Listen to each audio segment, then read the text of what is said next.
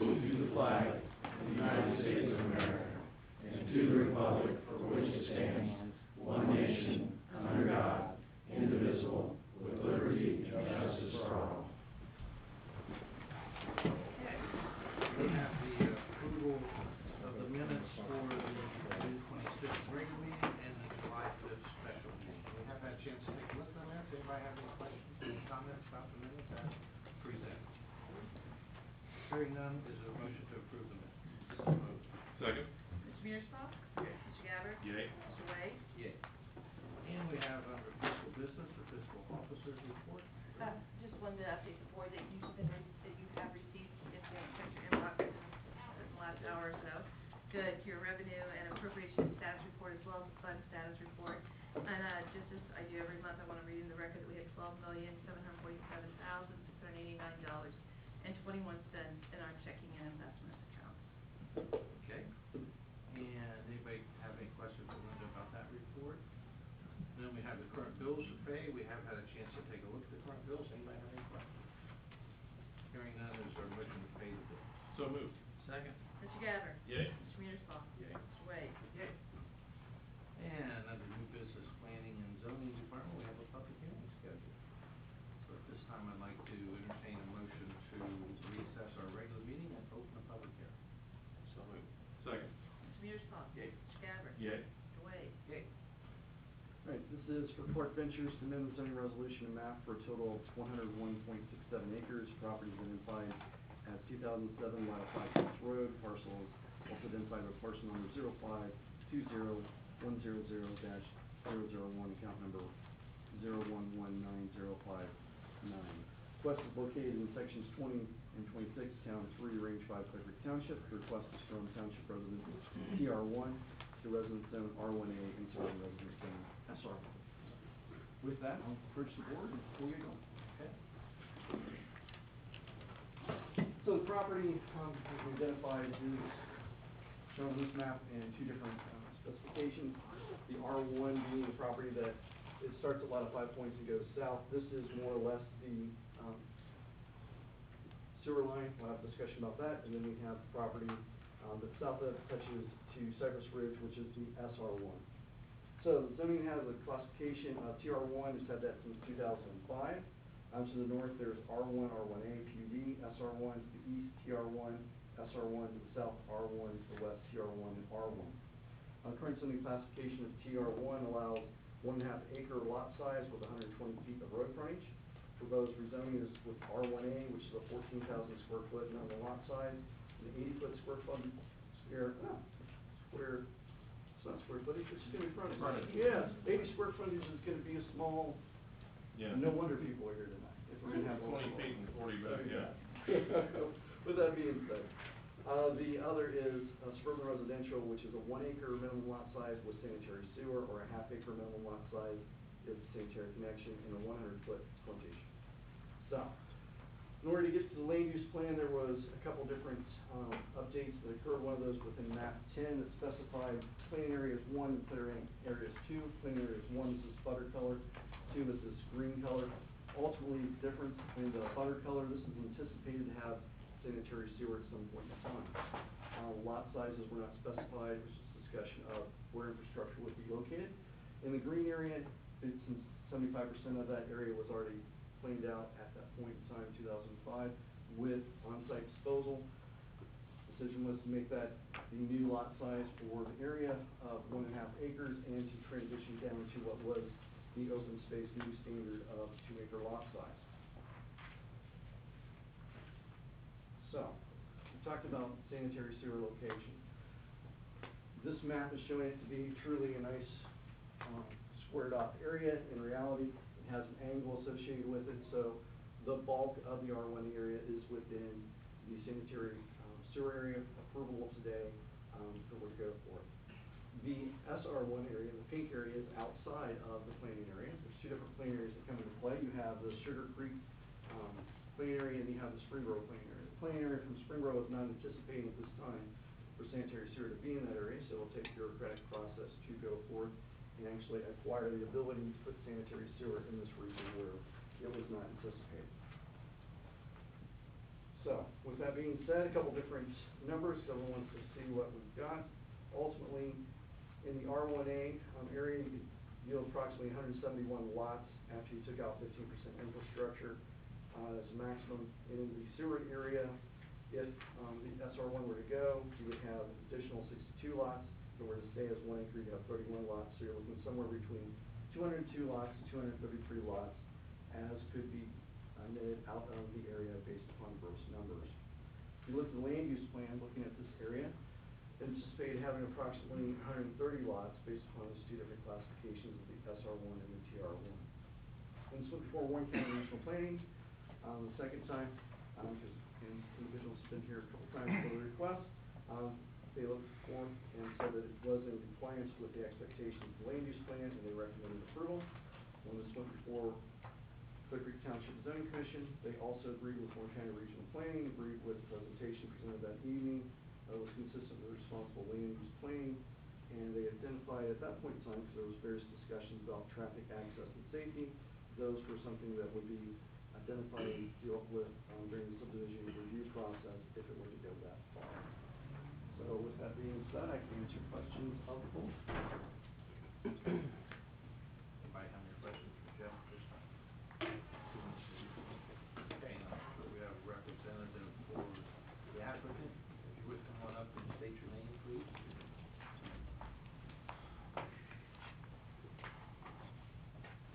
My name is Dave Reed. I'm an attorney with Tasker, Kenneth and Hollister, 40 North Main Street, Suite 1700, Dayton, Ohio. Go right ahead. Okay, thank you. As you know, I'm here on behalf of Clark Ventures for the rezoning of 101 acres on Lytle Five Points Road. Just a little bit of background. I've worked in the zoning and land use area for 26 years. That's my main practice. My client previously requested that the 101 acres be changed from TR1 to R1A, the entire 101 acres.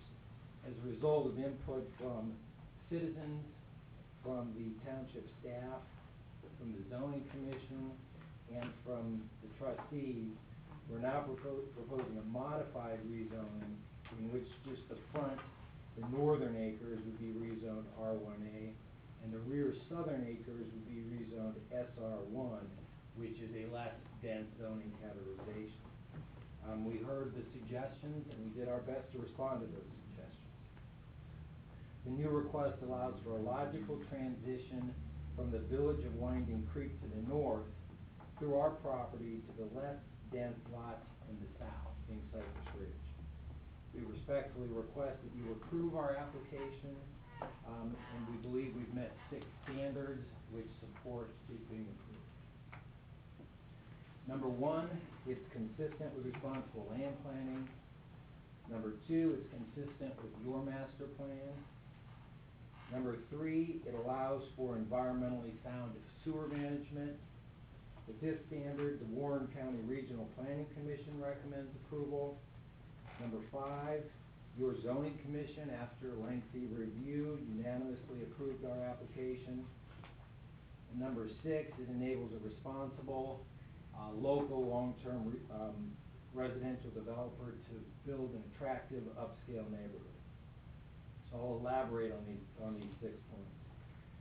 When you look at your township, the northern area is the most developed, and it's the most dense. I think everybody's aware of that.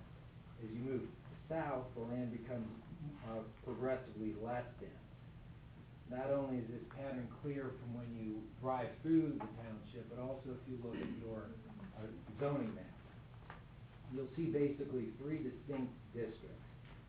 The dense zone areas to the north, when you go to the far north, you'll see there's a lot of red and yellow. That's your more dense area.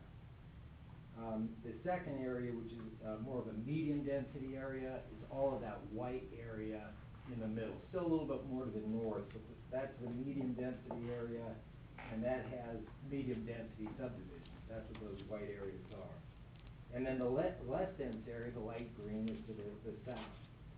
There's some exceptions along major roadways, but it's still a very pronounced pattern consistent with your planning. It's more dense in the north, moving to less dense in the south. The 8 planning districts in your master plan are also reflective of the intent of keeping dense and medium dense development to the north and less dense development to the south. We'll discuss the plan a little bit more later, but I just wanted to point out that pattern of how land use moves from dense to less dense from going north to south. Back to the zoning map, I've sort of blown it up a little bit so you can see our property. When you focus on our land, which I have circled and referred to as the subject property, that's our property, you can see that its zoning is not presently in line with logical transition zoning.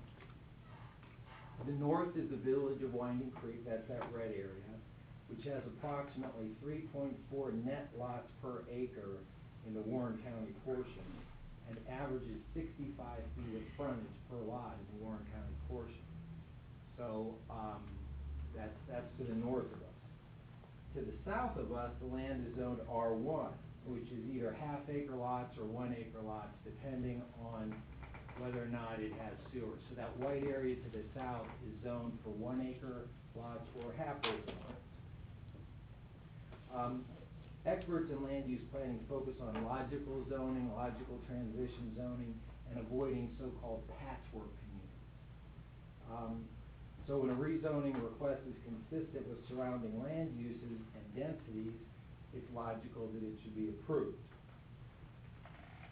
This is also a leading zoning treatise puts it this way: evidence that surrounding land use is more intense from the subject properties supports rezoning to comparable density and use categories. Otherwise, the municipality runs the risk of its actions being viewed as arbitrary and unreasonable. This then gets to our request. Again, you can see how, especially on the lower slide, how we're sandwiched between the more dense to the north and more dense to the south. So what we're proposing is that our, basically the northern 2/3, 64 acres, be zoned for 80-foot frontage. That's the main change we're requesting for that property. So that's, less than the 65 feet to the north. We're asking that be 80 foot of frontage per lot. Then for the southern 1/3, which is about 37 acres, we're asking that this southern 1/3 be 100 foot frontage, and that's the same density requirement as the zoning for the land to the south. So the logic is that you flow from 65 feet to the north, 80 feet, 65 north of us in Winding Creek, to 80 feet for the northern portion of our property, and then down to 100 feet where it would line up just the same as Winding Creek. Reason number 2 for approval is the proposed rezoning is supported by your master plan.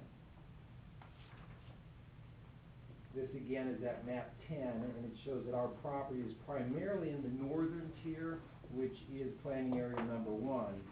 And your master plan provides that planning area number 1 is to be the more dense area of your township. So what we've done in our application, when you look at our application specifically, is we line up our proposed R1A area with the northern tier as contemplated by your master plan. So getting back to it's really hard a little bit to see, I should have blown this up, but if you see our yellow property there, can you see that? It's up, it's kind of highlighted in yellow. I should have done a darker color, I think, but getting back to that, you can see the rear 37 acres is split between the dense area to the north and the medium density to the south. So, so what we've done is we've compromised with respect for your master plan. We've changed and are no longer asking R1A for that southern piece, that southern 37 acres. We're asking medium density SR1, which is exactly the category in which that property falls. Your master plan provides a stated policy to encourage a logical pattern of residential development in the designated urban service areas that transition from urban density to rural density. And that's exactly what we're trying to do with our rezoning.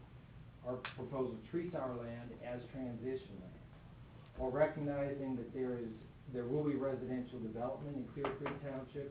Your plan focuses on this development occurring primarily to the north, it states that in the immediate future, new residential development will be concentrated in the northern and central areas of the township where sewer service either exists or is planned. So our plan is fully in line with that stated goal of your master plan.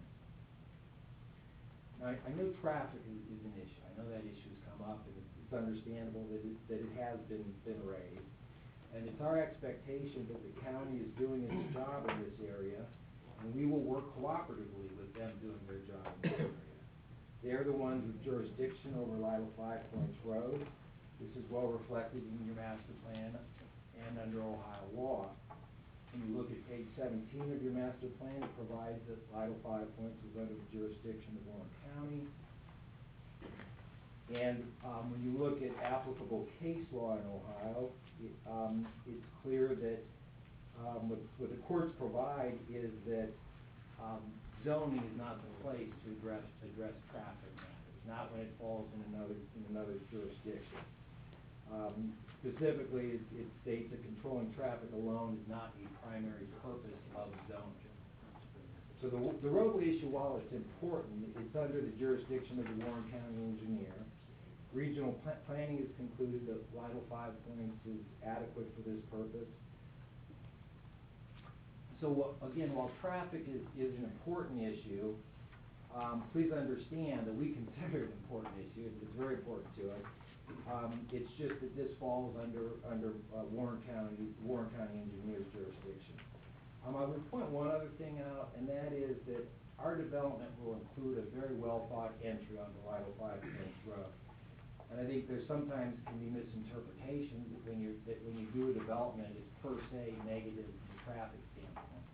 When in truth, when you look at it, if you were to have a series of lined up homes along Lytle 5 Points Road with multiple entries, that is considered far less safe than having a single well-designed entry, which we will have. So while we consider traffic very important, I don't want there to be an impression that what we're doing is per se creating a traffic issue. The next issue is that our proposal allows for environmentally sound sewer management. In the past, there was less understanding and concern about environmental risks associated with septic. And by the way, I'm not suggesting that all septic is bad, because it's not all bad. But as you have more development, it can create problems. I'm not going to go through all these quotes because it's pretty well documented, but EPA, both Ohio and federal EPA, is very much in favor of where possible and where feasible to use sewer as opposed to septic because of the long-term safety issues. This is also, that's actually another study done by the University of Minnesota that reaches the same conclusion, that when you can, if possible, you should take sewer over septic as development proceeds. Your master plan actually points this out as well, that based on soil conditions in Clearcreek Township, we recognize that there can be problems associated with too much septic. So then this segues into, as you see, our land is mostly in the sewer service area shown in your master plan. It's that the green area up there. That's the sewer. I think Jeff already got into that a little bit, but that's the sewer service area, which coincides, lines up directly with the high-density northern tier recognized in your master plan. So we've already gone over this quote here a little bit, but I just want to again emphasize that your master plan stresses that the sewer districts in the north is the area that makes the most sense for more dense development. I also want to point out that once sewer is extended in our property, there's a natural boundary from it going further south, and that's Cypress Ridge. So once sewer comes into our property, there's not the capacity through easements or otherwise to run that sewer then directly south. So there's a natural boundary where our property would be the end of the southern extension of that sewer. The fourth basis for approval is that the Warren County Regional Planning recommends it. Their conclusion was that the proposed rezoning will be compatible with surrounding land uses. Regional planning goes on to say the proposed zoning conforms to the future land use map of Clearcreek Township, which is your master plan. So they reach the exact same conclusion we do, that the rezoning as we propose is supported by Clearcreek Township master plan. And so they recommend approval of our application. Fifth basis for approval is Clearcreek Township Zoning Commission unanimously recommends approval. The sixth basis for approval is it enables a responsible long-term residential developer to build an attractive upscale neighborhood. As I think most of you know, Design Homes has been around for a long time, and they have a very favorable track record. We build quality neighborhoods using high-level materials with a very attractive design. These are some examples of properties that would fit into this development.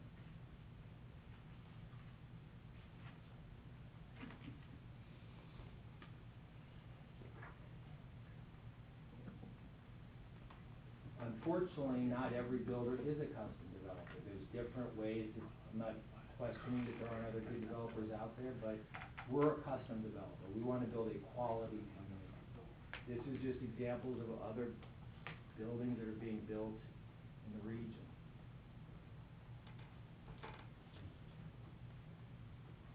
But really, to make the economics work and build a quality development, we need reasonable density.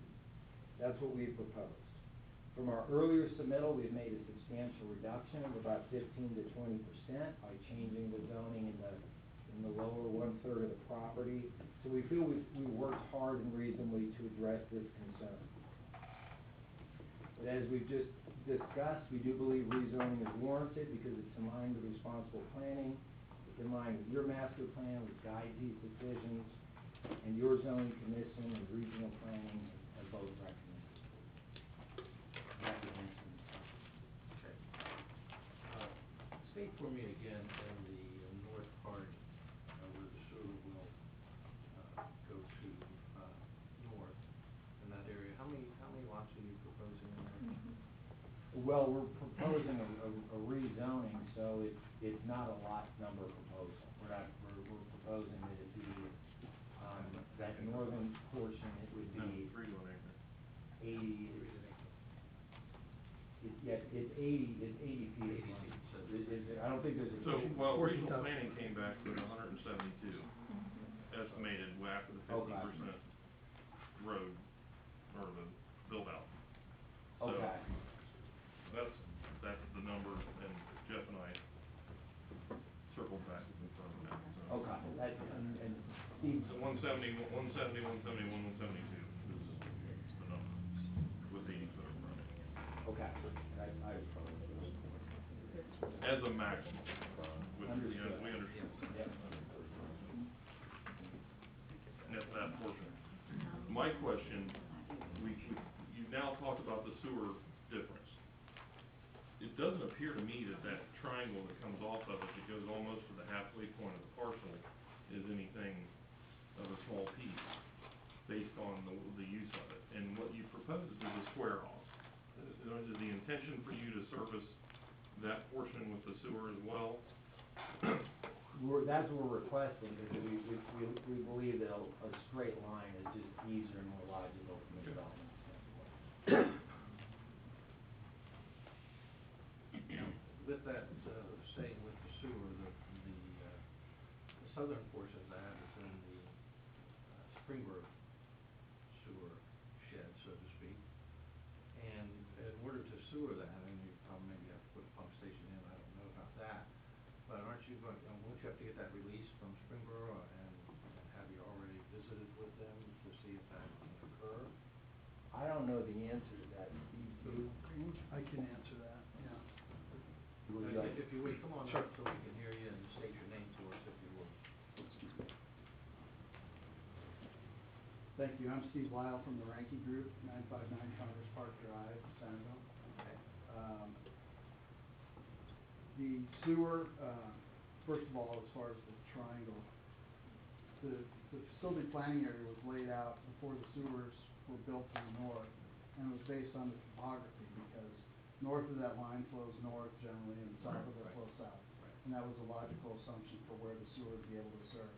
The way they're actually built, we will have the depth in order to be able to serve, actually the whole property, but that straight line would be, their sewers would be deep enough to serve along to that straight line.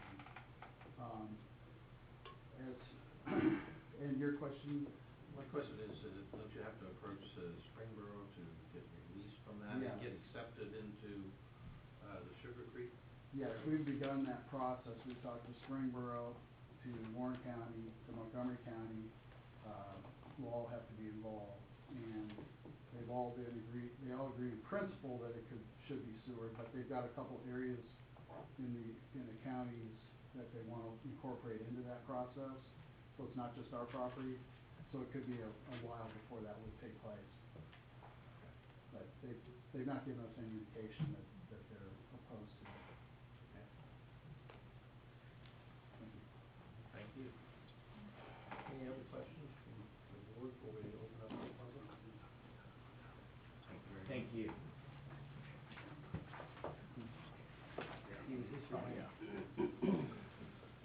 Okay, we have representatives obviously here from the township area residents, and I see an attorney here also representing them. Anything that you would like to address us about?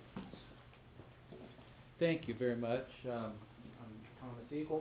Address is 3400 North State Route 741, Lebanon, 45036. I've been asked to appear and speak on behalf of one of the, I guess you can call it opponents to the application, who also speaks with a group of other ones who seem to be somewhat aligned, and to ask the township to consider denying the request, specifically on several different grounds.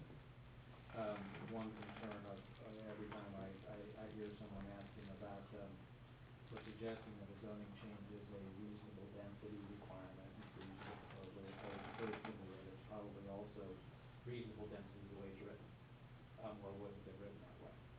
I was trying to do the same math that Mr. Gabbard was trying to do, about how many are the maximum lots that could be permitted, and I think I see in what the prior board came up with, suggesting that if their math is right, and if I'm reading it correctly, the existing zoning would permit a maximum between the two properties, 57 lots as it's written, and as it increased to 268 maximum lots between the two based upon the dimensions that they're talking about. That's more than 5 times. More than 5 times. Now that's an issue for the neighbors, obviously. Unless I'm doing That's not, that's not correct. It's, as it stands, it would be 170 and a maximum, I believe, of 230-ish. Okay. If you have half acre in the back. Does that I'll sound go right? with the 230, if that math's better. Does that make sense? Well, As a maximum, that's what we gotta talk about. So- well, that's not achievable. So Okay. you know, you don't, your code doesn't say how many lots you're permitted on there. It just says the square footage minimum and the frontage requirement. So in reality, you know, because of different bends in the property or whatever, you can't get it. So for us, you know, we laid out one to see how many we get over the whole property at R1A, and we were under 200 units. So I'm sure we could get more density than that if you know, if we tried to put a checkerboard in, but we've not been able to get anywhere near that kind of density. At R1A, Right. and we're not talking, So 14,000 is your square foot, your minimum. right. Typically, you lay it out and they go between 14,000 and probably 20,000 based on what the topography is. and- So are you talking about the entire parcel, or are you talking about the front, the top half? Well, I'm talking about the entire parcel. Okay. Yeah.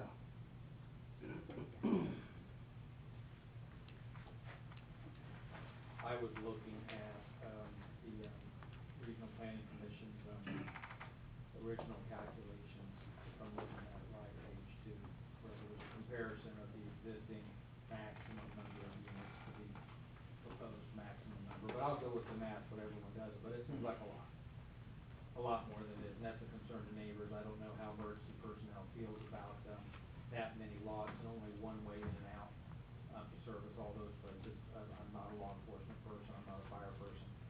Whether that's something that is easier to service that many different places, potentially that many different places. when there's only one way in and one way out.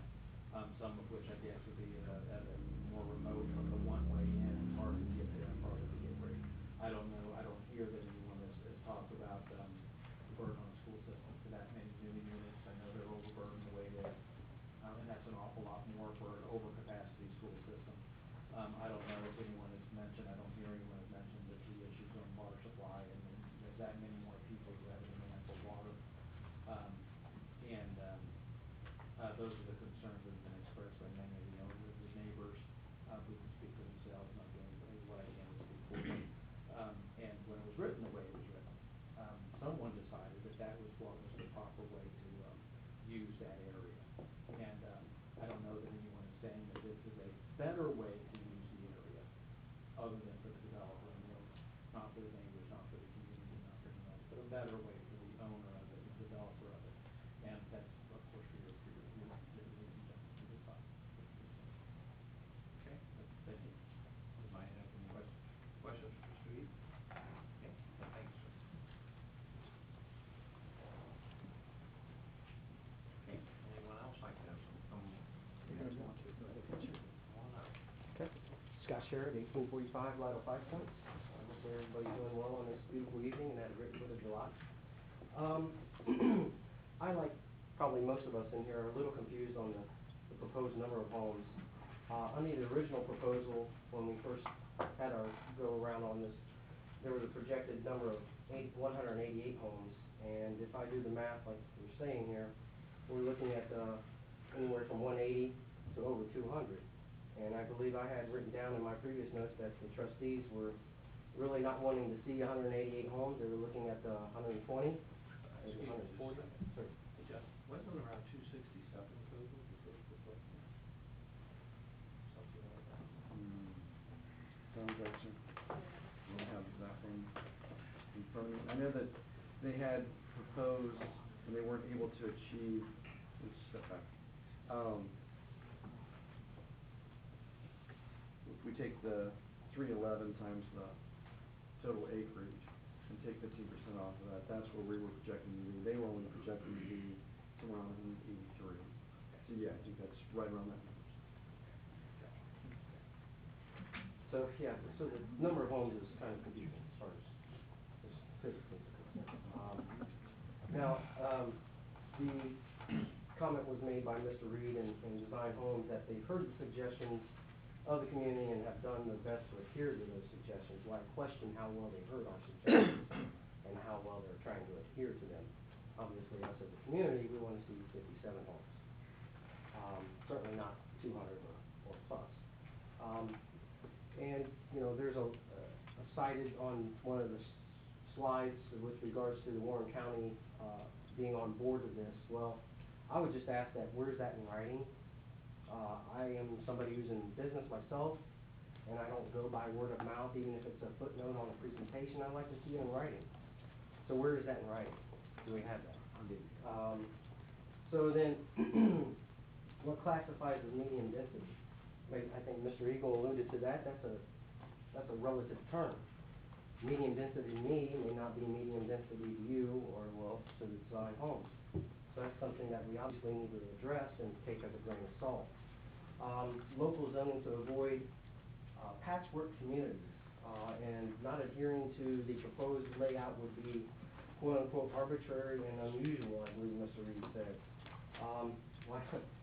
As somebody who's in this office or in this meeting and has been present in every meeting, I doubt there's anything about this process that has been arbitrary and unusual. I think that would really go against all the hard work that's been put forth by Mr. Palmer and the trustees and the citizens.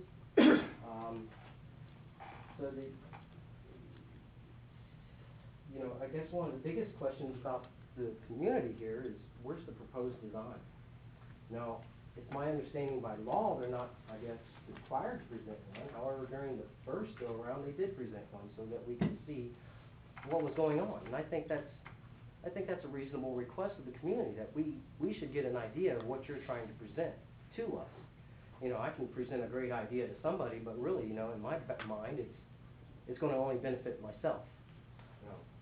So this is a community, those of us who actually live in the community, as far as I know, Design Homes, Cherry Oaks actually doesn't live in the community, so they don't have much skin in this here game. You know, the big thing is density equals dollars, right? I mean, we all know that. So in gist, that's the goal of Design Homes, is to really try to achieve the number of homes that they have to maximize their profits. Sure, that's business model, that's the name of the game, but when you start stepping over people as you climb that ladder rung, you know, how many people do you upset? What kind of bad taste do you leave in people's mouth?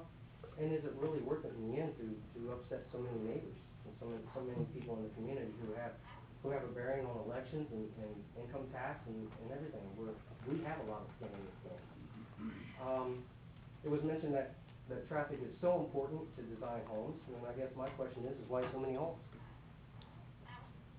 If traffic is that important, then we would probably maybe scale back the number of homes somewhere between 57 and 100, not 180 to 230 or whatever that number is. I'm still in the law. And mind you, I did take physics, and I'm an engineer by trade, but I can't do this math. Let's see, so there was also mention of multiple entryways are more safe than a single entry point. And I believe I have in my notes that the chief of police cited his concerns about servicing that number of homes based upon the previous previous number of homes presented. He had a concern as far as the number of homes in that area and servicing that area with just one in and out egress. That was me, that was not the chief of police. I raised that question. No, I believe he did. Cite I don't his recall, concern. I don't recall this conversation at all. Sure. I wouldn't either. I'll say, that conversation did not happen then. Okay, sure. You and I did not have a conversation. No, we didn't. It was just a comment that you I'm made. losing my integrity. I'm not. Thank you. You just had it in mind. Homes, let's see. So, obviously, the concerns have been stated by Mr. Eagle. The school system, you know, trying to pass the school living in this area is hard enough, much less when you add however many homes, over 100 to 200, with 2 cars per household and average of 2.5 kids per household. Clearly, the traffic safety is a concern, which, according to Mr. Reed, that is up to the Warren County, which that's understandable. I understand that. That's fine. But my question is why is there not a traffic study done beforehand, before the development, when we're proposing this process? Why is it not possible to do a traffic study beforehand to find out what changes might need to be made, or is that something that has to be done after the fact? I'm just asking. I don't know if that's the I think question. if the county engineer wants to do a traffic study, they'll do that after the zoning, if it's changed, or if it's not changed, he'll make a decision then. Okay. But that's gonna be his decision to do that. I would expect that this zoning has changed, that he's gonna do a traffic study, and if this traffic study says they have to add a full lane in order to do this development, then they're about to add a full lane. So, that's not our call, but that is a process that I'm sure will happen. And who would have to bear the brunt of that cost for that lane being added? Not the community, but Design Homes. Fair enough. Developer. Okay. Just wanted to make sure that, you know, we're all on a tight budget. I think that would be correct, wouldn't it? Yeah, as part of the subdivision process, there'd be a traffic study outlining their expectations of what would be needed to allow traffic on and off, and it would be at the cost of the road. Obviously, another concern is the value of the homes that are going to be built. I know Mr. Reed did a great job of presenting some nice images in the presentation, but I just question if those are the exact homes. Maybe they were just an example of homes that they have built, but not exactly the homes that are going to be built. And there's a discernible difference between the two. So I would ask that, you know, are those the exact homes, style of homes that are going to be built, or are those just an example of the homes in the area that you have built? Are those necessarily the homes that are going to fit on this lot? Based on the square footage in that image, I just don't know. Let's see if we can address, just hold on, see if we can address that. Okay. Hold on. Oh, sorry. Let me ask this, Mrs. Oaks, what's the price range of homes that you're gonna be building? You know, it'll be similar. It's nothing against other developers and any other communities. Being a custom builder, I'm not going to be able to get to the lower price point that everybody, wants to buy. We are a little bit higher, a little more custom, and, we have other communities, Soraya Farms and Cypress Ridge. It'll be dependent on the lots, the layout, and, So what we showed you similar. They can be tweaked, changed, that's what a custom builder does. But if you were going to say, are these going to be $200,000 homes No. or 400,000 and up? Could be somewhere from 400 to 500. But I understand it's gonna depend on the lot and Absolutely. I think, but not necessarily similar to the houses immediately north. Depending on what the customer would require or request. Those homes are not $400,000 homes. Right. Okay. So- Again, I responded to the price point will be 400 to 500 is anticipated. Sorry, I just don't see how you won't put a $400,000 home on a 3rd acre. That's just, maybe you're referring to the back half, not the front half. I just don't see that happening. You can't put a square peg in a round hole. Watershed is obviously a concern, which I think Mr. Burkett might mention. He's got, particular vested interest in that, but I also have some watershed due to the topography on my property. And water actually tends to soak up, soil, tends to soak up water a lot better than concrete. So there's another issue as far as watershed to be concerned about. And there was mention of pumping stations. Well, lucky for me, as an engineer, I work for a global pump manufacturer. And so I'm all too familiar with the intricacies of putting pump stations in certain areas and to accommodate wastewater treatment plants. And oh, by the way, the wastewater treatment plant's gonna see the influx of the additional homes, and so thereby they're gonna be taxed with their sludge, with their clarifiers, with their wastewater treatment plants as a whole. So I expect that they're gonna be taxed quite a bit, so I would look for them to try and maybe levy for some approval to increase the size of their wastewater treatment plant. And then there again, who does that fall on? Since we're not in Greene County, it might fall on the citizens of Greene County. And now, I as a concerned citizen myself, I don't like to just pass the buck, so I would be concerned for those citizens as well. Springboro not paying for city sewer.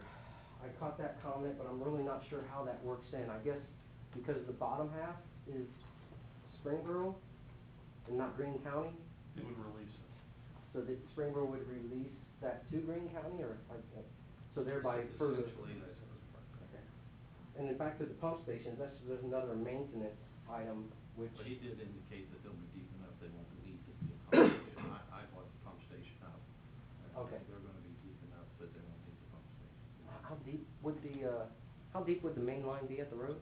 It's deep enough to get through there, we've done an analysis of it.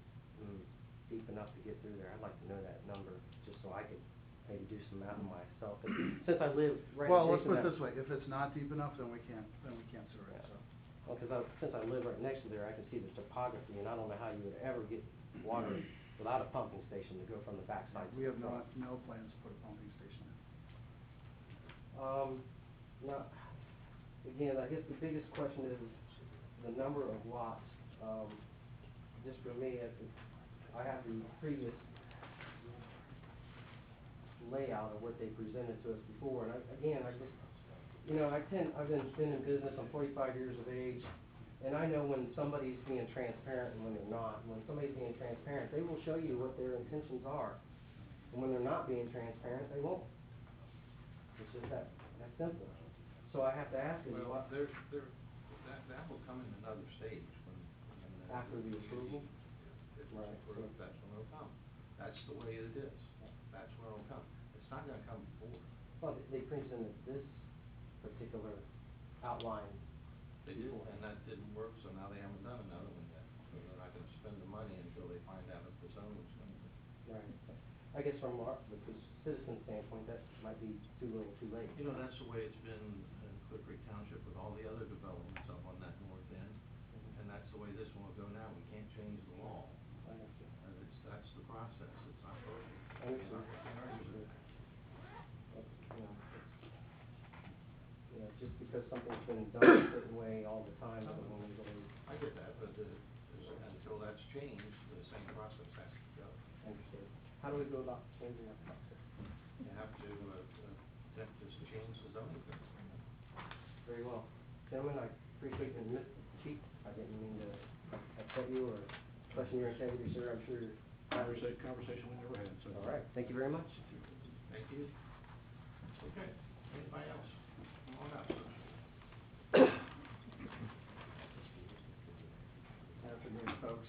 My name is Doug Burkett. I own 2 pieces of property in Cypress Ridge, 8576 Blackbird Court. And if I can get this thing to work, we're an up or down button here.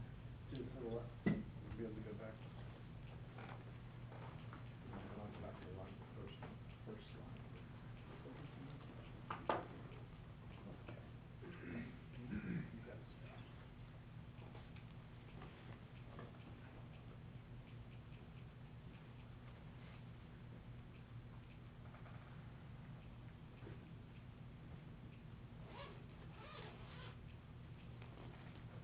Okay, this is how it looks like that. If I may go up there. Absolutely. The property that I have concern with and that I aired with the zoning committee, and I want to make you folks aware of this too. I own 2 lots through here, and then my neighbors, Deborah, who's here, own this lot. So I'm talking about these lots right through here. The topography of this land is very, very high right here. I mean, they're all to a much lower state. But right through here, there's a ponding effect, and the water sets there.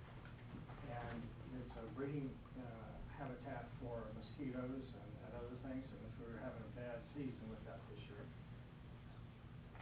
The thing that I'm concerned with is that every time it rains, all this water comes down from here and heads this direction.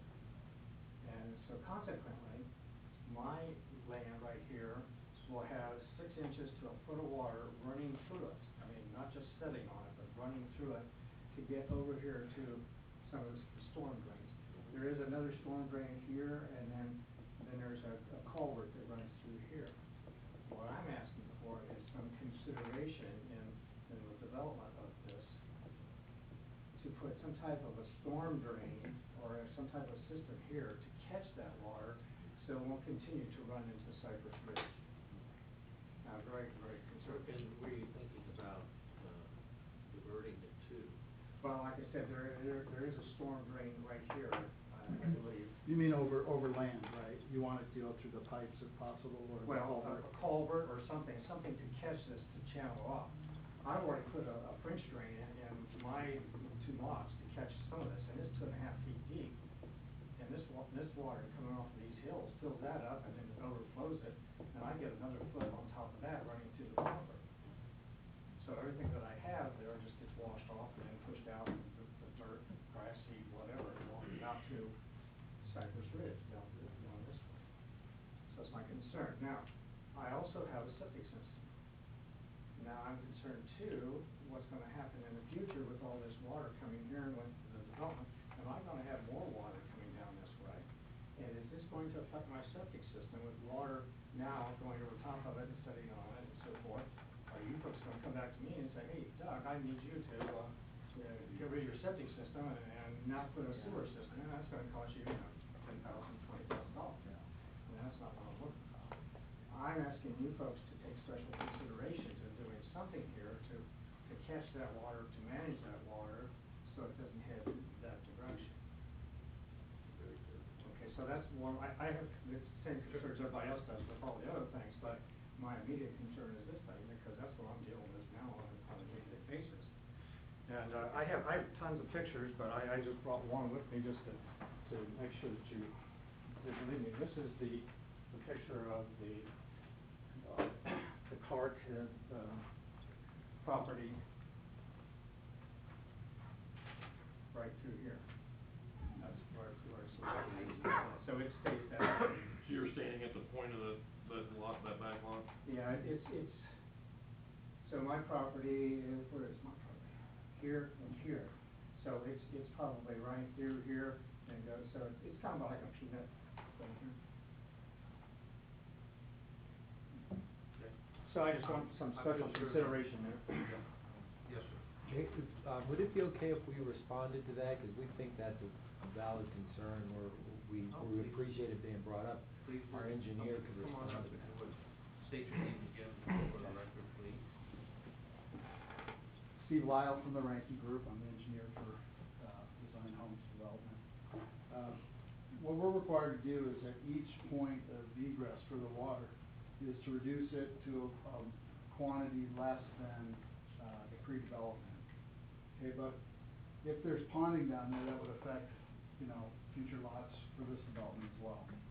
So what we always look for is a positive outlet, like a culvert or, a ditch or something that would fit into. We don't wanna run it through people's lawns, and so what we probably do is try and minimize the amount of drainage that would go down there. Maybe we cut down some of the acreage that would go that way, and then we would, each spot that water leaves our site will be less than is there right now, but when we have a specific problem like that, we wanna take care of it for our property too. So, I think that in that area, we definitely would, wanna try and, at least tie in on this, the lot over here, somewhere where we get an outlet, or just minimize the runoff to that spot. At one time, we were hoping for some type of, maybe like a little barrier, piece of property that would go along the backside of our properties so that the water wouldn't come through that way, so, in such a torrential downpour. Right. And then also maybe to prevent some of the noise issues and things like that, or the backs of the houses being on, for my property, 30 feet out from my back door, Yeah. starts your boundary line. Right. So I'm concerned about somebody else building within, very close there. That's one concern. The other concern is the water, and how are we going to have these streets, and this is just going to be heading in my direction, and now I've got a real problem. I don't know at this point how we would handle it specifically, because we haven't got to the design stage there. But I don't think we can commit to building a mound of anything, but I can say that we would fix that water problem.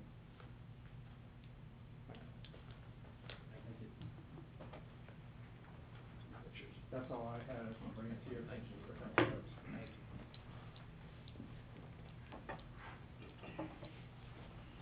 Anybody else have any comments? Yes, sir, come on up. Please, come on, yes, ma'am. Hi, I'm Linda Snowdy, lived in High Point almost my entire life. I graduated from Springboro with Sandy, same class, and Ed's sister. Anyway, all that being said, the community we have there has been unique all of my life. We've known all the neighbors, we've seen a lot of changes. One thing that's really unique is my husband and I bought the property next to my mom and dad. There are 3 other families that, the Brackneys, their daughter is next to them, Milton Burgers, their son is next to them, and Clark is next to his parents. So it's a community that has been very close, and we love it there. That being said, we also have a hill that I have mentioned in the previous, that we're at the top of it, that does have site restrictions right where they're turning in for their land. Now, there is a little space that's worth coming, west than east, but it's still a concern. Maybe, speed limits will probably have to be dropped because they fly. Motorcycles on the way to Oakland. Anyway, all that being said, my other problem is, the houses they show are beautiful, and I can't see them being put on a 3rd-acre lot. The original zoning was TR1. They bought it knowing that, 1.5-acre lot, probably maybe 60 homes at the most, which would have been, great as far as we're concerned. We've lived in the country. We don't want to be in a development, all of a sudden, and my property is right next. I can show you. He lives, the gentleman that just spoke lives here. Our property is right here, and we come back about half, and then Scott is the rest of it. So we do adjoin right to where they're building. we sat here in many meetings where they were building Soroya homes, and Winding Creek was involved, but somehow Soroya homes, and there was a family, the Leahys, I think, that sat here many nights, wanting, more, buffer between them. And they did, they ended up getting a very nice buffer, between their homes. Don't know what we can do on our property line, but we would still like to be in the country and not be looking at two-story homes. My house has stood there 100 years. It will be 100 in 3 more years. So we have been original to that area. It also sits a little close to the road, so, back then, it didn't matter. Now it matters. Are we talking a 3-lane highway?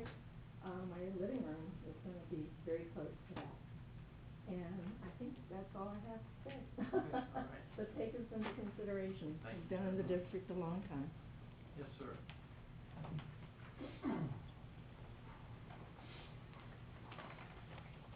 Good evening, my name is Dave Trich. I live at 1974 East Isle 5 Points Road. My property sits, if you're looking at the image up here, my property sits directly off to the right, approximately in the middle. I'm the last house in the long line of homes that sits along the north side of line of 5 Points. As Design Home was developing the areas behind us, they, as Ms. Snowdy mentioned, they did give consideration to our properties, gave a buffer area behind us, and we appreciate that. There was also consideration given to where my home is located and a little bit of a buffer area there. As was referenced as far as the development, more dense homes to the north, a little bit less dense to the south, and then that bottom third being the least dense, leading further on south. What that kind of does to us is all of our homes that are on Lytle 5 Points are half-acre lot or larger. And that includes the Snowdys, the Brackneys, everyone through there. So now we are sandwiched between a more dense housing to the north, and now if this division to the south, this subdivision, ends up being an R1, that's an even greater density than what we currently have. So my recommendation, what I would like to see happen is, I realize that the development's going to occur. We have no doubt, we have no issues with that.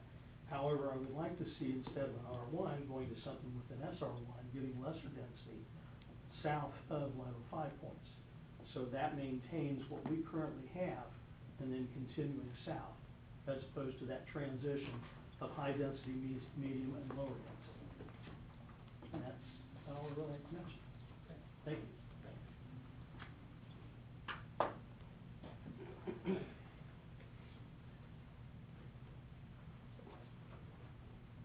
If we did have the same zoning as they would like to the south throughout the whole development, at less than 15%, what kind of number of lots are you looking to get with that? Kind of guess, but I'd rather see it. If you were to do half-acre lots, just as a round number, you're looking at 171 lots.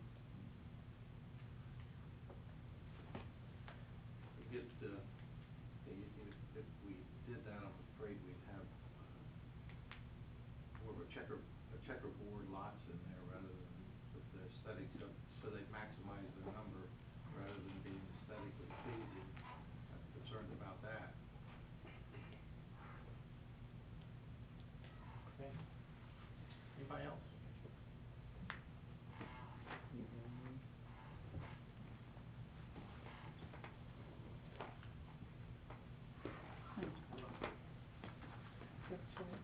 I live next to Doug, 856 Rock Road. I just had,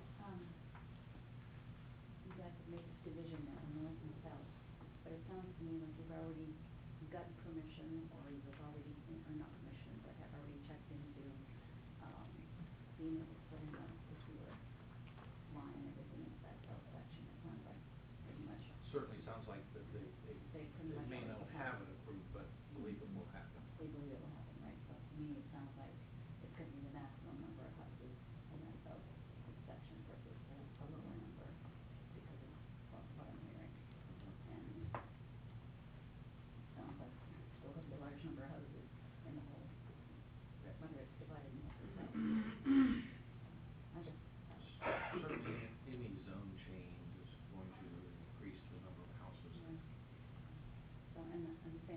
Doug and some of the other people said it would be nice if there was kind of like a buffer zone or something between, either like the larger lots and the only lots, like, it was zoned the way it was zoned, and we thought, great, that's okay, if somebody builds behind us, it's gonna be a lot similar to what we have now, and now all of a sudden, they're gonna be able to change it to smaller lots.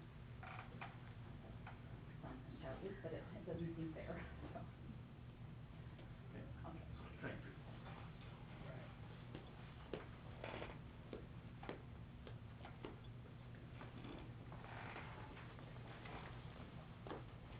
Jeff, anything you wanna add? I can answer questions.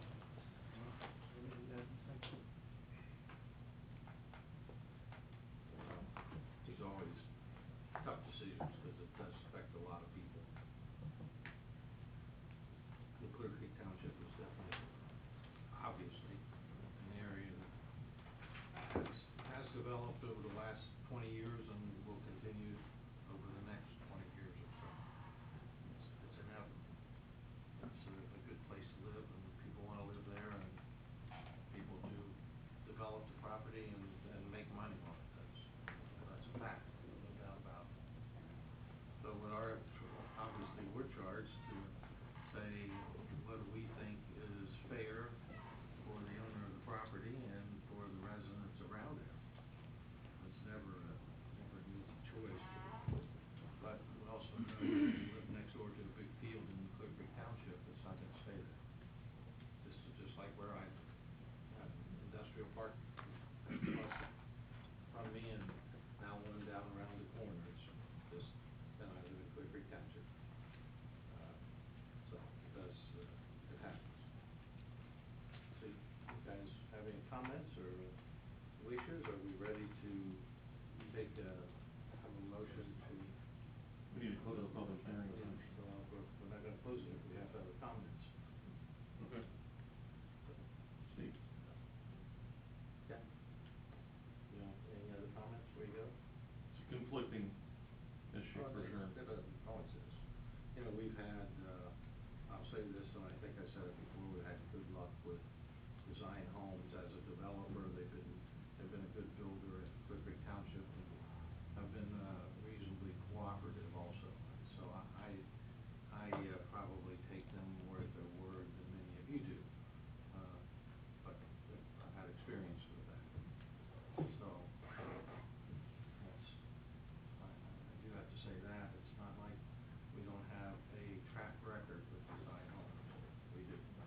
But at the same time, I was hoping for numbers to come in somewhat lower than what they are from our last meeting, and they have not. So we're still, and we don't know exactly, as you guys know, and you've said that, and they can't tell us exactly. But hold on 1 second. But there's still going to be we're looking around 200 houses. That's what it seems to me that I come up with. And you do have a comment. Well, I just wanted to point out, one of the things I was gonna mention. Go ahead and say your name again. Steve Wild from the Ranking Group. Thanks.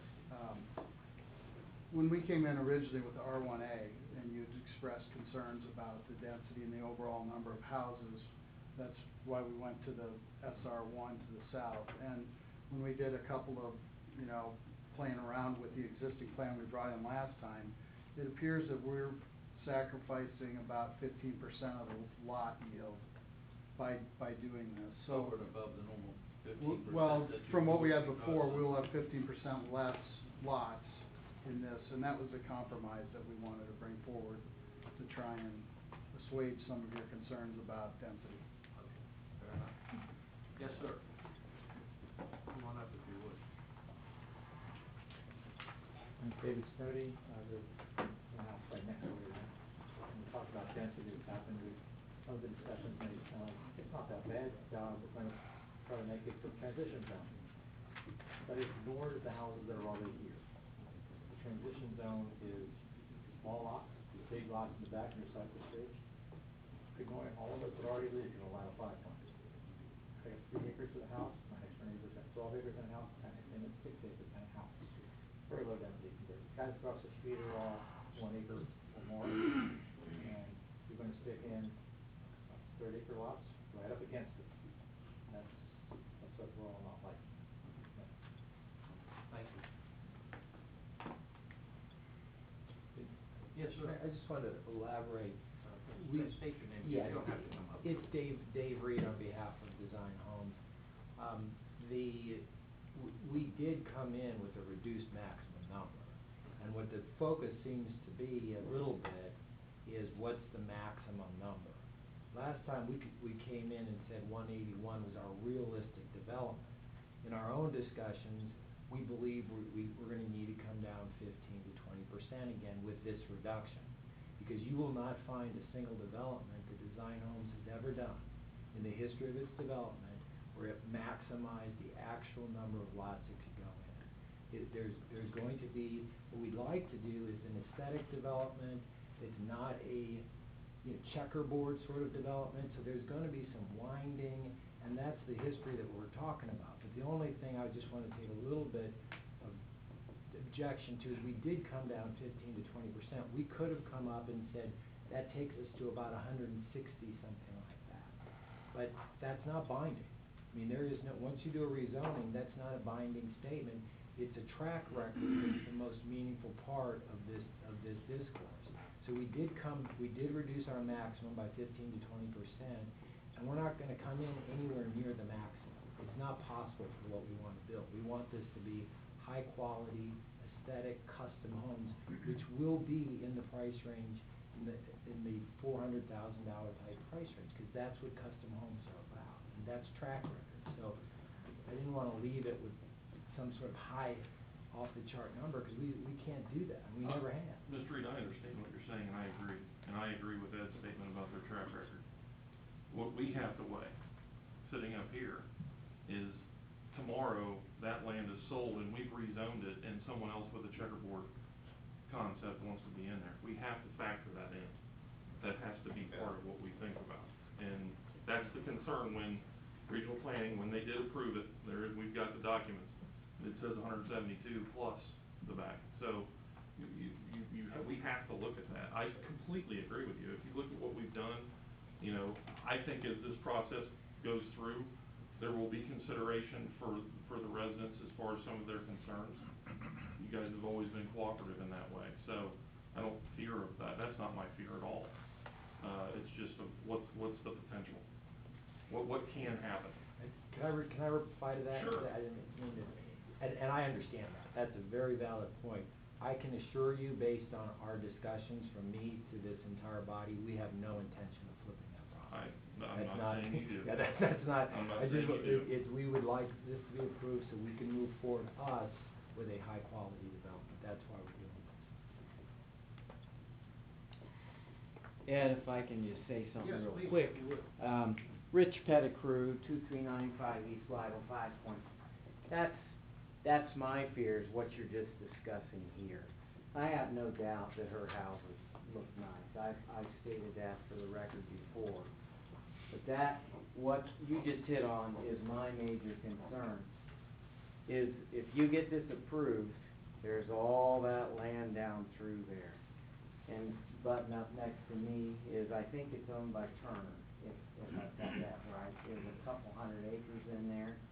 So my concern is not that you will build an ugly house. My concern is, if we change this zoning, what happens in 10 years if the wrong person gets a hold of some of that land? If you don't get that land yourself, I'm gonna have 5 neighbors on the west side of my house, and my concern is what happens with that zoning and how that's structured from there forward.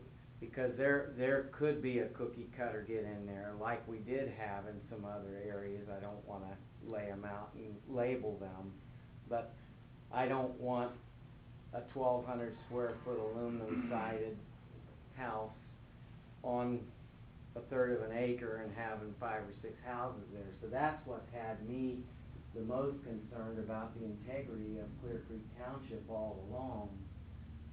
I know there's gonna be houses in there. I get it. You own it. You're a builder. You're out to make money. I get that piece of it.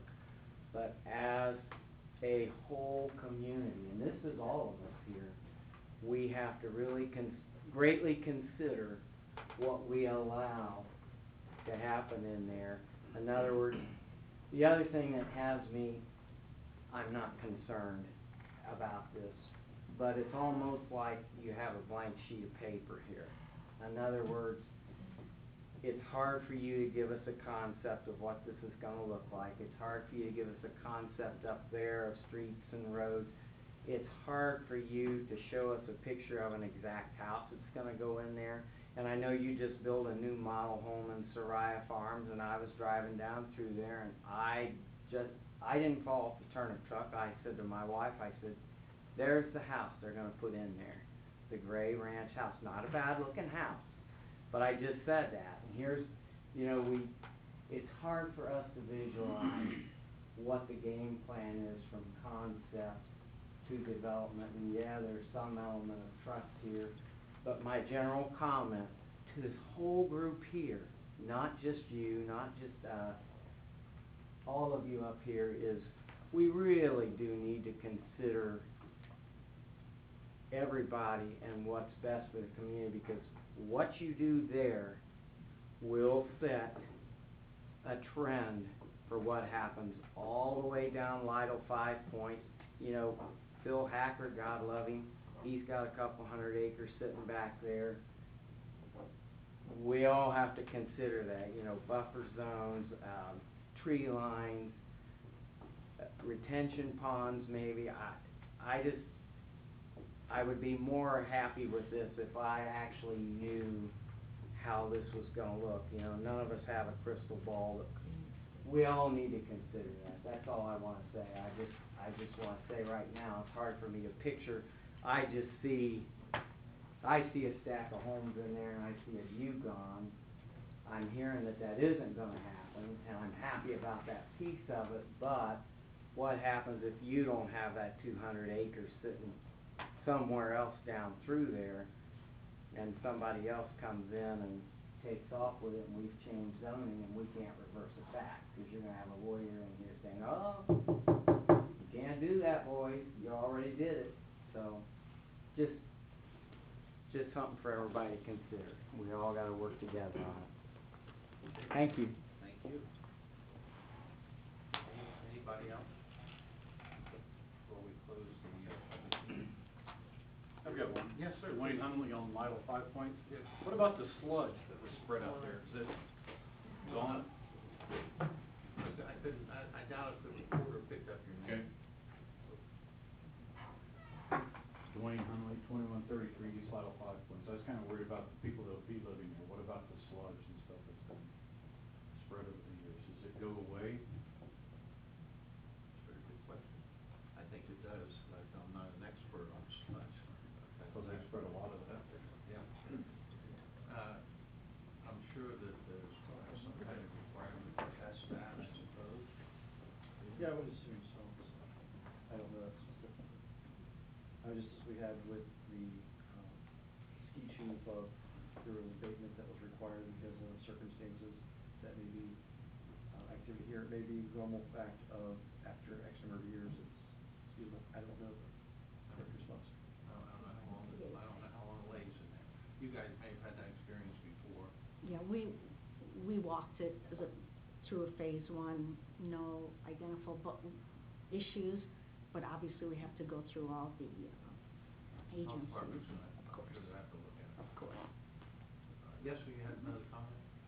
In reference to the spreading of sludge, years ago, 15 years ago, when there was consideration for the property across there that we're now discussing, discussion came up with some engineers that were looking at the property. The number of 10 years came up as to the last spreading of any of the raw sewage type treatment before properties could be developed. I don't know whether that's an accurate number, but it was a specific number of years. Okay.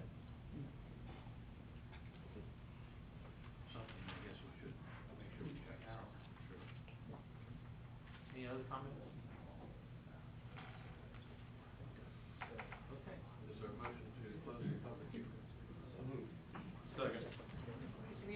Yay. Mr. Gabbard? Yay. Mr. Wade?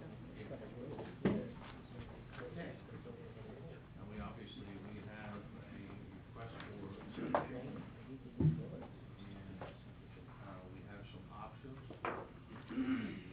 Approve it as it's presented. We can deny it as presented. And we can recommend changes. And even, in fact, with a unanimous vote, I think make changes. Is that correct, Mr. Paul? Yeah, actually, it was just need a majority, but it just, So that's right, if we were overturning the zoning commission. There you go.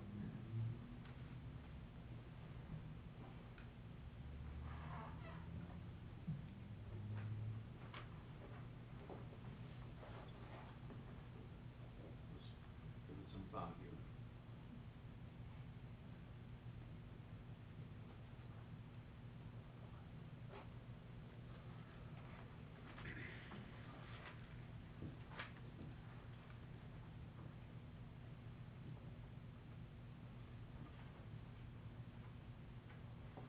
Let me ask Mr. Holmes a question.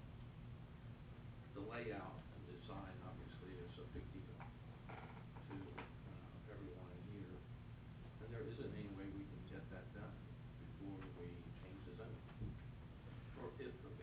no, as a straight zone request, you're not required to show design. If this was a planning and development, then you'd show a concept, plan. So, just as with the current TR1 designation, if it were to become a subdivision, neighbors would be notified during the concept phase of that request. Discussions that were occurring tonight regarding the drainage, for example, would be part of that. And you look at a concept plan where the problem areas where we need to address neighbors and developers are working together along with the township and county agencies, then it evolves into a preliminary plan. Those things get addressed in the final plan.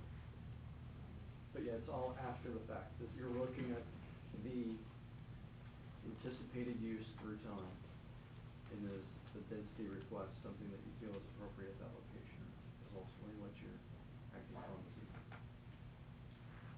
So, I'm trying to remember the last meeting, possibly the discussion, did we have some discussion about why we didn't propose a planned unit development for this, or why they did not? Seems to me we're looking at timing and. Yeah, and there, at the last, public hearing process, board's, intent was, hey, is there a way to have some conditions? Staff explained that that's through PUD. The applicant truly was not willing to go through our lengthy process. And you know, the stage 1 is the same as you're currently going through. There's a stage 2 and a stage 3, which would take up to at least a year of time. So that is, then you would start during the stage 2, you start your design of the subdivision. And the likes of some of those go in the same time with the subdivision process, but you're still looking at a minimum of process with the township of at least a year. So, and it has to be, voluntary. Unfortunately, we don't have the ability to require PUD.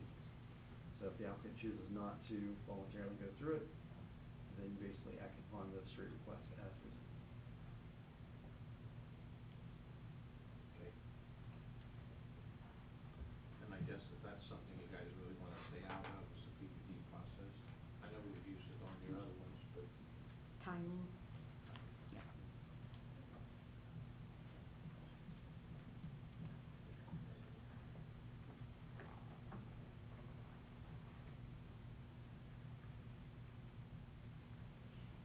You know, we do have an option to send them back to the drawing board with also modify. Well, we can modify, since we don't have a number of homes, we could just say, SR1 to the whole thing.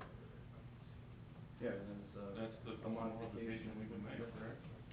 Yeah, if you're gonna modify, it's gotta be a specific designation, it can't be plan or land specific, it's not what you're evaluating right now, period.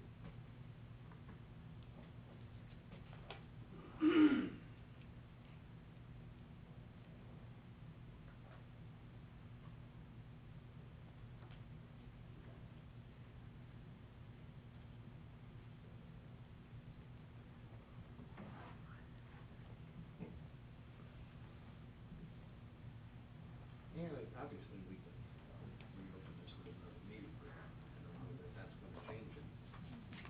I mean, truly, if you have something that is keeping you from making a decision, it needs to be brought back, and they can help keep you.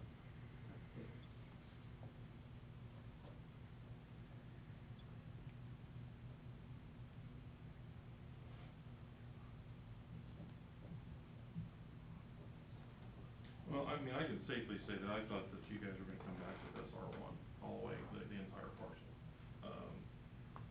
I think SR one, in my opinion, solves a couple of the concerns, one of which being the size of the homes.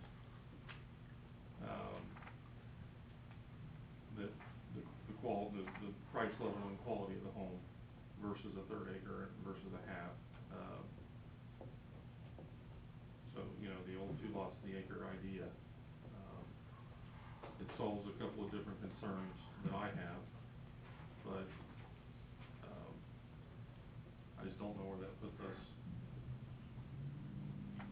Well, I think that we could move to, change the zoning request to an SR one throughout the whole piece of property. And approve it as such. Approve it as such. We can do that, actually.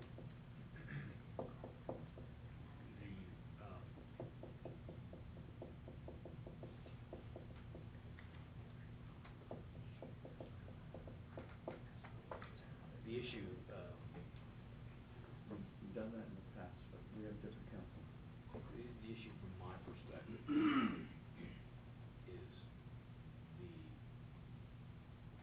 looking at the master, land use plan and the trustees' belief as to whether or not, the density, the, character of the neighborhood, all these factors that can be used in, and that's what the trustees have to base the decision on to modify. You know, if the surrounding properties, the density, the character of the neighborhood, if they believe that changes as a result of this potential rezone, then that's something the trustees can do based on that determination. But that's what you gotta base it on. The last gentleman that talked here, Mr. Pettigrew. Yeah. Mr. Pettigrew. His point's well taken. To me, as the rest of that is gonna develop out there. The rest of it's gonna develop. We know that. Yeah, I know you do. And, setting up here, would I prefer it to be an SR one as opposed to, the smaller lot? Yeah. We kind of set the tone if we do that now for that future development, not that we'll be here, but regardless. When that'll happen, so. Can't make that motion, but if anybody would be interested in doing that. Or something else, if you have another idea. I don't think I think we're out of ideas. That's my thought, that was my thought coming in. I'll make a motion to modify, to approve it as SR one, the entire parcel. Let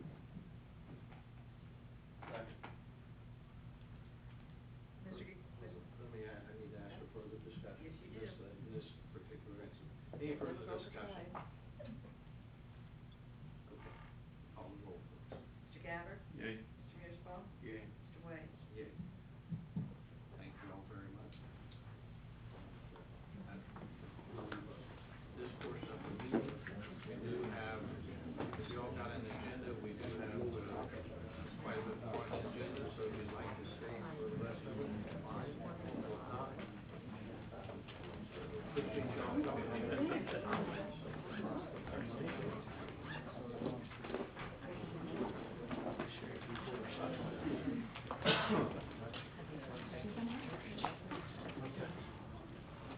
Well, I had another idea, but I'm saving it.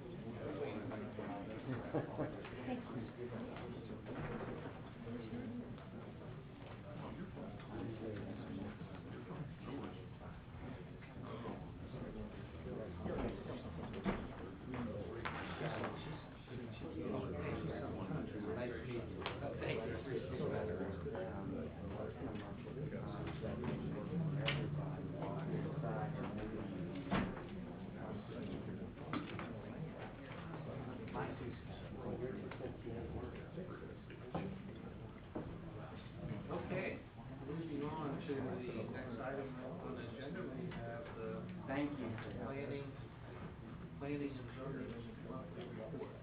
Tom Hickey. Thank you, sir, thank you. I've taken a lot of your time this evening, I can answer your questions about the monthly, but I. Numbers are up, right? I have nothing to. All right. Numbers are up. Well done, Jeff. Yeah, good job. I know that's a arduous process. Moving on to the fire district. We have a conditional offer of employment for Bucker, Meyer, and Seal.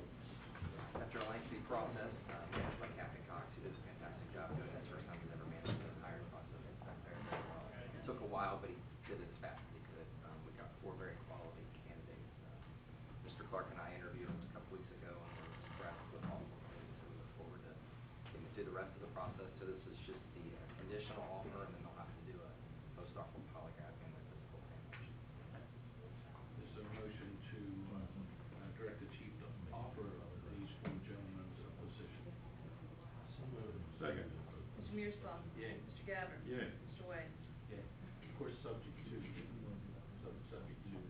offer to hire, subject to. Right, right. I guess. Yes, conditional. Okay, and then we have a contractual pay increase for Justin Beal. Yeah. So motion to approve Justin Beal's pay increase. So moved. Mr. Gabbard? Yay. Mr. Mearsclaw? Yay. Mr. Wade? And we have an EMS annual grant award from the Ohio Department of Public Safety for $3,275. Yeah, it's a grant we get every year. So motion to accept this grant. So moved. Second. Mr. Mearsclaw? Yay. Mr. Gabbard? Yay. Mr. Wade? Yay. And we have the monthly report. Anybody have anything they'd like to ask the chief about the monthly report? Okay, anything else you'd like to bring up tonight? Okay, moving on to the road department, Beacon Road and Valterra's piping project, not to exceed $25,000. Yes, sir, I'm sure you've been made aware of the drainage problem we've had out there. It's been going on for several years now. These quotes that we have in, you can see they're $9,000 apart, so I think, Earth and Pipe's been trying to get in there for a while, and I think they found their chance, so they came in real low for that, and so we appreciate that. We're gonna purchase the pipe ourselves, we can get it cheaper versus the markup for, the contractor to buy it, so we'll have that on hand, we'll deliver it on site whenever they're ready to proceed with the project. And That's also why our wanna- quotes are so much lower than the not-to-exceed figure, by the way, because the materials are not included. So in the high quote, was material included in that one, or is it? They're all the same. It says pipe from by others, that's They're why I all was the same. confused about, yeah. And Not even close. And I wanted to make you aware too, that in the $7,463 for the pipe and the couplings and all that, that's also where we're gonna install an additional 36-inch culvert on the driveway just to the south. We're gonna make that 2 36-inch culverts there. We'll be installing that ourselves, the township will, so. But the pipe price is in that as well, in one project there, so. How long will the project take? Day or two. We wanna have it done before the school buses start running, so they're hoping to get on it real quick. The problem is, we can't close the entrance to Belterrace, we can't do them both at the same time. So we gotta add an additional 36 and allow them to get in from the west. Then we run the 24-inch across, we need to allow people to access from the east. So we'll have to do it probably, I'm thinking 2 days, and they'll pave the same day. At least that's the hope. So the driveway will do, which won't matter, so. Okay, is there a motion to approve this project and these expenditures? So moved. Second. Mr. Gabbard? Yay. Wait, Yeah. who made the motion? Did you? Steve did, but Okay. that's fine. Okay, Mr. Mearsclaw? Yay. Mr. Gabbard? Yay. Mr. Wade? Yeah. Apologize, I'd already written something down. It's okay. And we have a monthly report. Anything? Yeah. Good. You don't wanna talk about that since we just voted on that before? It's getting lonely in here. You're more than welcome to come on up and state your name if you, even though we know. Paul AC, 4472 Belterrace Lane. First off, thank you very much for approving that. These guys have been fantastic on keeping me in the loop. So part of why we love moving out here is working with people like this, so. One quick thing, and I don't know if I need to bring it up here or not, but I talked to Matt and Scott was out, and I don't know if it's a plus minus as far as cost savings. I talked to Matt about that wall that is there now. If we were to take a concrete saw and slice it off, leave that one pipe there, is that a cost savings for you guys?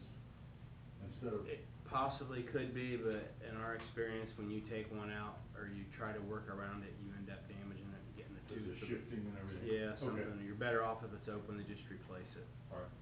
And, you know, the township's paying for those for you, so we'll Thank put you very two much. new ones in there and make it right. Okay. Thanks again. Anything we can do to assist, let us know. Thank you very much. Thank Appreciate you coming in. Thank you. Take care. Anything else? No, sir. I do have one thing. I had actually asked you a question when I came to Factory Road. And, the road I live on, there's always been speeding issues out there. It's a half mile straight, a little bit better than that, ever since I was a kid. Anyway, I have in my mind, you're thinking it's still 55. It seems to me That's our that- best guess. I know. It seems to me, years ago, that we got that reduced to 45, and we actually had the county out there. Anyway, is there any way we could go back and try to find that? Maybe go into the county engineer and ask him if they show any reduction? It's 25 all the way up to the Corner, but that's corner, city. and then it goes to 55? Yes, yes. I said, originally, I said 55 to myself, and then I said, no, I think we changed it to 45. I mentioned that to Scott in my voice message, and he said, I think it's still 55, which seems a little crazy there. Oh, absolutely, yeah. Like on- It goes from 25 to 55 to 25 and a Yeah, half miles. And that's the reason why we don't have signs posted on the south end of Red Light and Five Point, Right. it's 55 there. Right. But they come around Knoll Cemetery at the lower speeds, that's why we've had requests, and when I explained that, and they're like, no, don't put them up, and I asked the guys at the shop if they remember, and they said if it would've got lower to 45, they probably would've posted them then, or maybe they went up years and years ago, and they just got knocked down or stolen or something. Yeah, and that's kind of what, I'm thinking this was 2015, 20 years ago. I can call the county and Call see the if I county, can well, that's what research you it. get for being around the whole time. When you were a kid, those horses. Well, Well, it was horses. I've ridden my horse out to your house before. I'll tell you, this is a true story, that when I was a kid growing up, if there were cars out there that were not supposed to be on that road, they'd get stopped. Yeah. Our dad flagged us, what are you doing out there? Like Good to be here. Times have changed. Speaking of getting stopped, I was supposed to mention to you that the kid in the black car that worked at the factory, he Yeah, no longer. Chief told me that. He's been long. I failed to tell you that, I told him That's I all right. tell you last week, but That's a good thing. I've been doing my mind. So I'll raise this question, if we find out it's 45, do you want them up, since it's 25 coming around that corner? Cause they Yeah. go around that corner and then Well, they they just- see 45 and they floor it. They Yeah, I was floor it. gonna say, They don't think it's 25. We could put a 45 north and leave, not put the one heading south, around the corner. Put one at the other end, if it's 45. I don't think it makes any difference. No, I don't, They yeah. come off Little Road the same way. When the poles do it. But either way, I'll find out. See what you can find out, and then we'll. Be nice just to know. Yeah, it would be, and maybe we get a study and see, maybe it should be 35 today. I mean, there is a ton more traffic on there with, people come out of the flats to get to Pioneer, to come that way. Go ahead. Especially with this, I'm using that now to go to Franklin because I don't wanna go to downtown Springboro because of the traffic. Oh, yeah, yeah, go across the highway too. I'm going by your neck of the woods all the time now. Yep. You You can get some good air coming off that hill, can't you, Linda? Go 55 through there. I can tell you, my sister was complaining about it, and I said, phew, she's the fastest driver in Springboro. You get a ticket, for sure. Anyway, we do have to watch that, because, change that on your roads, and you're the first one to get a ticket. If you would look into that, Scott, we really Sure, appreciate sure. that. Anything else? No, sir. Okay. Police Department, we have approval of the CALIA dues for $4,025. CALIA is our accreditation process, I think I mentioned the board once before, they've switched that to a 4-year cycle instead of a 3-year cycle. Probably saves us a little bit of money in the long run. However, now they do a yearly inspection, rather than once every 3 years. So there's a little more work for us to do on the front end of it. But, money-wise, I'd ask the board to approve that. Keeps us in our clear process. This is the new cycle. This new cycle will be 4 years. Okay, is there a motion to pay the annual dues for Toledo? So moved. Second. Mr. Gabbard? Yay. Mr. Mearsclaw? Yay. Mr. Wade? Yay. And monthly report for you, Chief, anything to bring up particularly? I've got a question. So in that National Night Out's gearing up, Nikki's starting to roll off the Safety Town and get into that. We got 2 weeks left of Safety Town. We're graduating about 271 kids this year. Last year was 230. Year before, our first year was 194, so in that neighborhood, so keeps growing. Other than that, I'll let you all know about National Night Out, start times and so forth, probably the next meeting. Real quick, once again, thank you. I'm on the vacation checklist for June, so, we took our trip, and based on where we live and how far we are off the road, it makes my wife feel even better than I feel that the gals and guys are checking on our place, so, thank you very much. Okay, very good. Moving on to administration, we have resolution 5038, a resolution declaring maintenance of the following list of properties constitutes nuisance or these are vegetation. Yeah, and these are all repeat offenders. Are they really? Okay. Is there a motion to approve 5038? So moved. Second. Mr. Mearsclaw? Yay. Mr. Gabbard? Yay. Mr. Wade? Yay. Good to know your crowd, I guess. It's easier to mow when you've mowed it 4 times before. Know where the holes are. Exactly. Lord. And also under administration, we have resolution 5039, a resolution approving Warren County Solid Waste District Plan renewal. Any comments about that? I'm sure you all read the 188-page document that I sent to you. Just finished it up this morning. Good job. Riveting. I almost thought about putting it. I would have rather you finish the 3-page synopsis that you referred to in the email than 188 pages. Solid waste. Well, you got that on Friday, so. She approached me and just asked me to have the local jurisdiction. Understand. Sure. We did it 5 years ago. Yeah. Is there a motion to approve 5039? So moved. Second. Mr. Gabbard? Yay. Mr. Mearsclaw? Yay. Mr. Wade? Yeah.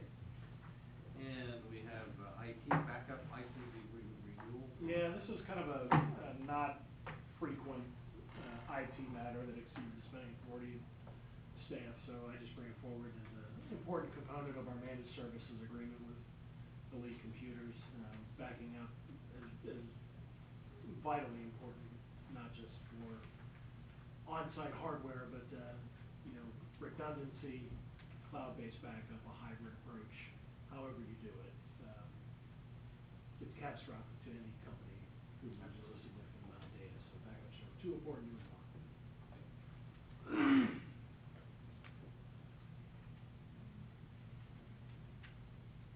Looking, is there a, amount tied to this? Yeah, 28, 47, 12. Okay. Is there a motion to approve this backup license renewal for $2,847.12? So moved. Second. Mr. Mearsclaw? Yay. Mr. Gabbard? Yay. Mr. Wade? Yeah. And last item is that the fire chief is due to come off probation according to the resolution in which you appointed him as fire chief, given the amount of time that he served in a temporary, or not temporary, but an interim capacity. I have no objection to that whatsoever. He's done a fine job in my view, in my short time here. He's been a great asset, and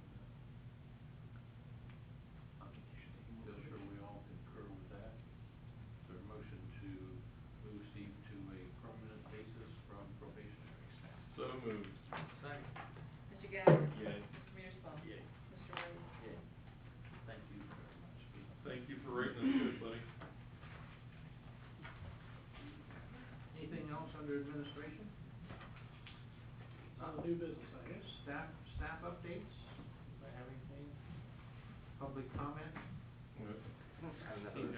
Is she gonna talk about? He's got a staff update. I have a staff You have update staff that I need to bring update. forward for the board. I had the opportunity to meet with, the city of Springboro as well as Springboro Schools, business manager, and, they're planning a $300,000 to $325,000 improvement along 741 in front of the junior high school and turn lane, both northbound and southbound.